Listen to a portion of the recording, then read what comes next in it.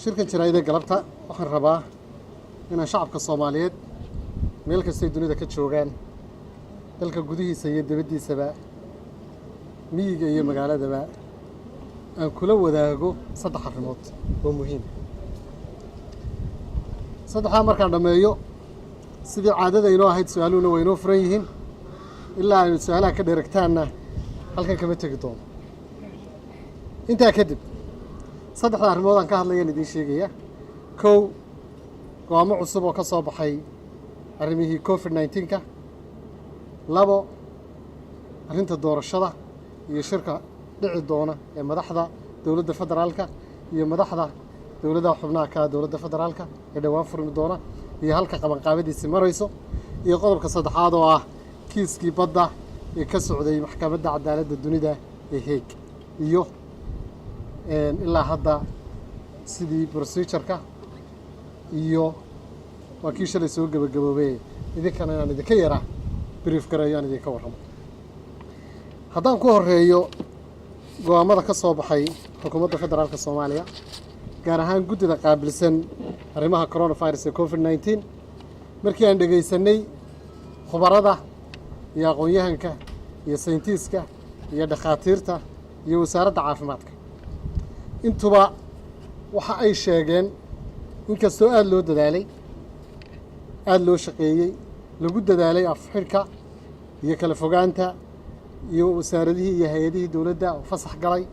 iyo iskuuladii iyo jaamacadihii iyo madrasadihii oo waqtigii go'aamadii hore qaatay haddana in khatartii coronavirus weli ay jirto haddii khatartii weli jirto macnaheedu waxa weeye inaynaan odhan karin intaan 3 usbuuc dalka xidhnay haddana ha isu soo baxo dabadeedna xanuunkii mar labaad uu dib u soo laabto sidaa darteed dowladdu waxay xoojinaysaa go'aamadii hore uga soo baxay 2 Maarso 3 Maarso ee ahaa in lagu dhaqmo si loo badbaadiyo shacabka Soomaaliyeed waa ogtihiin sida uu inoo saameeyey hadday caasimadda tahay iyo hadday isteediyada tahayba sida uu inoo saameeyey corona waxaan rabnaa in lagu dhaqmo go'aamadii hore ee ahaa in la kala fogaado ahaa in la kala durko ahaa in afka la xidho ahaa in qof waliba halkiisa xil isku saaro goobaha shaqadu sidii bay sii ahaan doonaan hay'adaha dowladda iyo wasaaradaha iyo goobaha la isugu yimaado sidoodii bay u sii ahaan doonaan ay ku sii jiri doonaan fasax 2 usbuuc sidoo kale waxa la rabaa waxaynu soo gaaray talaalkii iskuulada iyo jaamacadaha iyo madrasadaha macallimiintooda saddexdaba waxa la farayaa 2 usbuuc inay isku talaalaan iyagoo iska talaali doona isteediyada iyo 17 degmo ee gobolka Banaadir waxa la diyaariyay gobolka Banaadir oo kaliya 9 meelood oo talaalku ka socdo 2 usbuuc in la isku talaalo si loo badbaadiyo nafo badan oo aynu jecel lahay oo aynaan rabin inaynu weyno culimada waxaa mar kale lagu celinayaa masaajidadu inay u hoggaansamaan awaamirta dowladda kala fogaanta afsaarka weyse qaadashada oo qof walba gurigiisa ku soo weyse qaadanayo in la ilaaliyo saluu birrixaalikum si nafa loo badbaadiyo dadku in ay kala fogfogaan ku tukadaan haddii ay lagama maarmaan noqotona guryahooda ku tukadaan in ciidamada amnigu ay gutaan waajibaadkooda oo ay fuliyaan awaamirta ka soo baxday xukuumadda ciddii u hoggaansami weydana ay tallaabo sharciya ka qaadaan ciidamada amniga waxaa la farayaa in ay go'aamadan fulintooda iyagu u xil saaran yihiin waan adkaynaynaa sababtaa waxaan rabnaa in xanuunkii oo weli inagu dhex jira in aynu xakamayno oo aan yarayno oo aan sida aynugu dhaafo ilaahay markii sidaa darteed si aan uga gudubno waa inaan adkaysano 2 usbuuc oo dambe dhammaan wasaaradaha ay khusayso arrimahan waxaa la farayaa iyaguna inay qaybahooda ka fuliyaan hadday isteediyada tahay iyo hadday gobolka Banaadir tahay iyo hadday wasaaradaha federaalka tahayba hoteelada maqaaxiyaha madrasadaha jaamacadaha garoomada diyaaradda shirkadaha private-ka ah dhammaantood waxaa la faraya iyaguna inay ilaaliyaan kala fogaanta iyo inay dadku guryahooda kusoo shaqeeyaan. intaasi waa go'aamada COVID-19 waxaanu rajayn doonaa in loo hoggaansamo 2 usbuuc insha Allah. waxaan rajaynaynaa 2 usbuuc kadib in wax badani inoo fududaan doonaan, inagana fududaan doonaan, xanuunkuna sidii dabaysha uu ina dhaafi doono ilaahay markii. intaa kadib waxaan u gudbayaa qodobka labaad si aan u soo koobo oo ay su'aaluhu inoogu fududaadaan. qodobka labaad waxa weeye doorashada. madaxweynaha jamhuuriyadda federaalka Soomaaliya xalayto waxa uu soo saaray casuumad uu ku casuumayo madaxda dowladaha xubnaha ka dowladda federaalka in la isugu yimaado shir 22ka bishan Maarso oo ku beegan Isniinta. shirku wuxuu ka dhici doonaa Afisiyoni Center, xarunta Afisiyoni oo ay leeyihiin ciidamada cirka ee Soomaaliya. xarunta Afisiyoni Center ayaa loo diyaariyey waxaana hawsha qabanqaabadeeda iyo diyaarinteeda ku howlan xafiiska ra'iisul wasaaraha. waxaan rajaynaynaa inaan dalkani oo inoo ajenda noqon doonta 3 kelmadood oo ah doorasho doorasho doorasho. waxaan runtii aad uga xunnahay iyadoo dalku doorasho aadayo in siyaasiyiinta qaar ay ku mashquulaan inay sameeyaan isbahaysiyadaas oo ah doorasho la dirir. isbahaysiyada doorasho la dagaalanka ama doorasho diidkaahi waxay inagu celinayaan jid qaldan iyo jid dib u dhac. waxaynu ka soo gudubnay caqabado badan. caqabadaha aynu ka soo gudubnayna waa tan hadda guusheeda ay muuqato ee ah dalkeennii maanta in loo arkayo dal ka soo baxay burburkii iyo jabkii iyo qaranjabkii oo u soo gudbaya dal dhisan oo hay-adihiisi ay wada dhisan yihiin dastuurigaha. intaynoo dhimanna way inoo dhammaystirmi doontaa.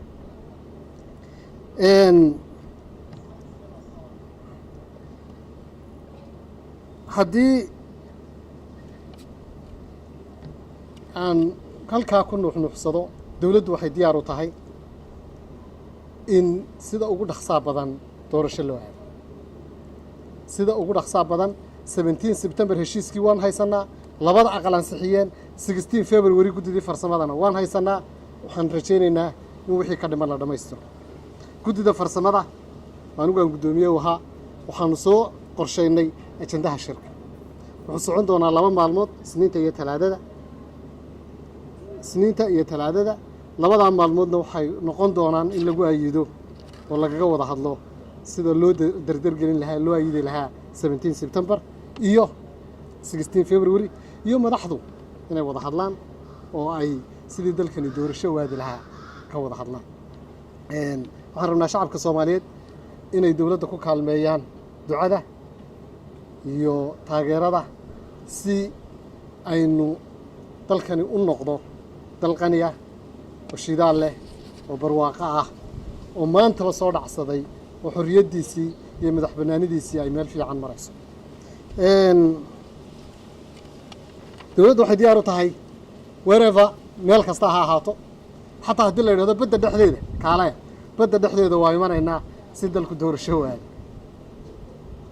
haddii la yidhahdo badda dhexdeeda ha lagu shiro, waxaan diyaar u nahay si dalku doorasho waado inaanu nimaadno. doorasho doorasho doorasho. waxaan rabaa inaan ku soo gebagabeeyo shirkaygan jaraa'id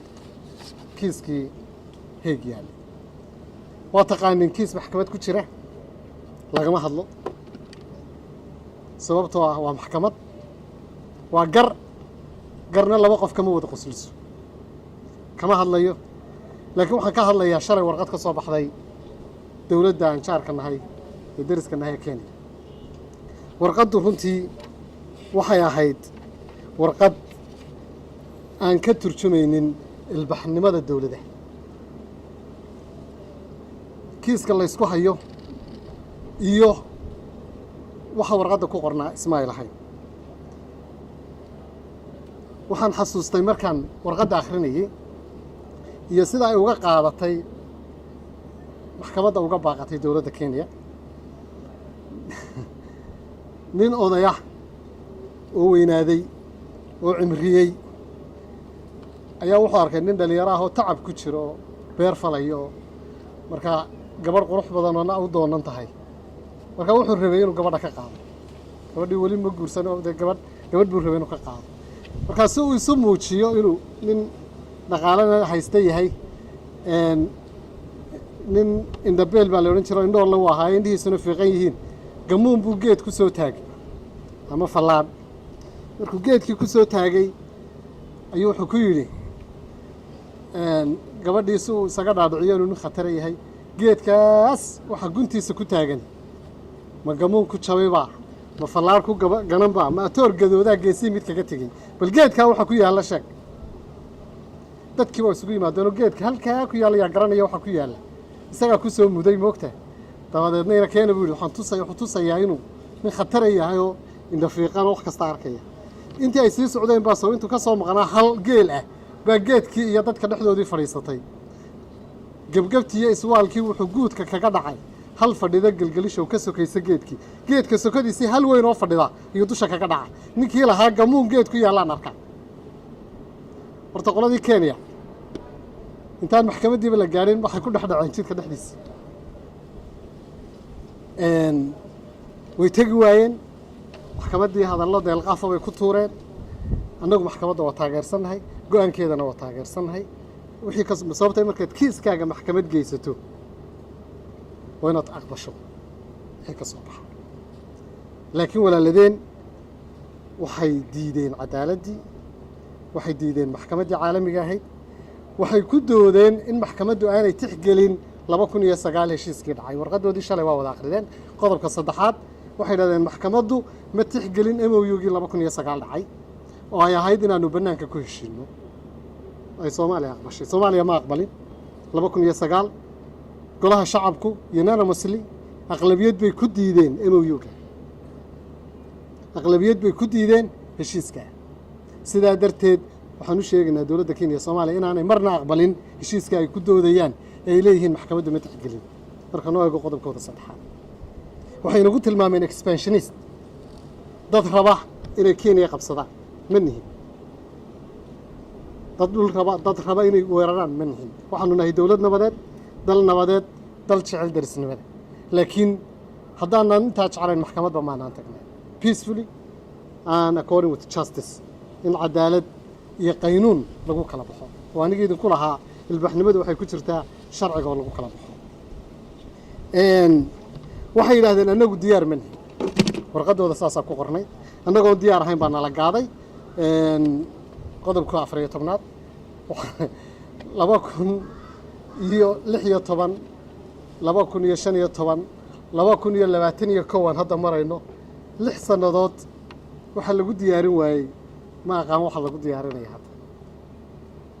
6 years haddaad ku diyaar garoobi weyday waxaasoo dhan waxaanu arkaynaa dad aan cadaalad rabin laakiin annagu cadaalad baan rabnaa derisnimo wanaag baan rabnaa nabad baan rabnaa waxaan rabnaa in lagu kala baxo sharciga waxaananu ka warsugaynaa maxkamadda cadaaladda adduunka iyo go'aankeeda waxaan ku soo gabagabeynayaa waxaan rabaa halkan inaan uga diro salaan hambalyo iyo mahadnaq tiimkii difaacayay baddeenna ee joogay heeg ee uu hogaaminayay ra'iisul wasaare ku-xigeenku Mahdi Guuleed looyaradii iyo xubnihii dowladda ka socday ee ka qayb galay ee aan nasan habeen iyo maalin ee soo jeeday ee u soo jeeday dhacsashada xuquuqda Soomaaliya aad iyo aad baa u mahadsantihiin